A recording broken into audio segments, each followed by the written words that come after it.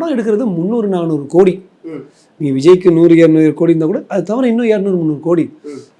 நூற்றுக்கணக்கான வந்து கலைஞர்கள் அவங்க எல்லாருடைய அவங்களுடைய வேர்வை அதில் இருக்குது. நிறைய பேருடைய வாழ்வாதாரம் அதில் இருக்குது. ஒவ்வொரு படம் ஒரு ஹிட் ஆச்சுன்னா நம்ம ஒரு இண்டஸ்ட்ரிக்கே ஒரு பூஸ்ட் ஆகும். ஆமாம். ஸோ அந்த படம் வந்து ஆன்லைன் லீக் பண்ணி இது மாதிரி இணையத்தில் போகிறது வந்து நிச்சயமாக பொருளாதாரத்தில் ஓரளவுக்கு நான் ஏன்னு அப்புறம் சொல்கிறேன் பாதிப்பு ஏற்படும்.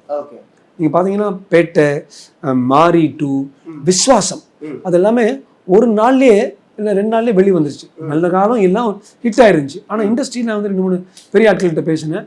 ஒரு வேளை அவ்வளவு சீக்கிரமாக ஓடிடியில் வரலன்னா இன்னும் கூட கொஞ்சம் கலெக்ஷன் ஆகிருக்கும் சார். அது டிஸ்ட்ரிபியூட்டர்ஸ்க்கு, தியேட்டர்ஸ்க்கு, ப்ரொடியூசர்ஸ்க்கு எல்லாருக்கும் அவங்க சொல்கிறாங்க. ஆர்டிஸ்ட்டு, ஜூனியர் ஆர்டிஸ்ட்கெல்லாம் கூட ஒரு சின்ன ஒரு பர்சன்டேஜ் வருமா. ஸோ பலரை வந்து பாதிக்கிறோம். ஸோ எனக்கு வந்து டக்குன்னு பார்த்தோன்னே இணையத்தில் எல்லாரும் சொன்னாங்க, விஜயே ரிலீஸ் பண்ணி விட்டுறாரு. அது எல்லாமே என்ன விஜய் தலை மேலே போடுறது.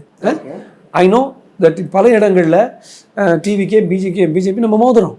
அப்படி இருந்தோம் தப்பு தான், சரி தான். அவரே ரிலீஸ் பண்ணி அவரே இணையத்தில் விட்டுட்டு அவரே ஆர்டிஸ்ட்டுக்கும் அவருக்கும் கேவிஎன் ப்ரொடக்ஷன்ஸுக்கும் லாஸ் வாங்கி பின்ன அவரே ஒரு நாங்கள் இப்போ கிரிமினல் சார்ஜஸ் ஃபைல் பண்ணுறோம்னு சொல்கிறது ஒரு ரொம்ப கான்வல்யூட்டடாக இருக்குது. ரொம்ப இமேஜினரி, அதுவே ஒரு கற்பனை படம் மாதிரி இருக்குது. பண்ண மாட்டாங்க.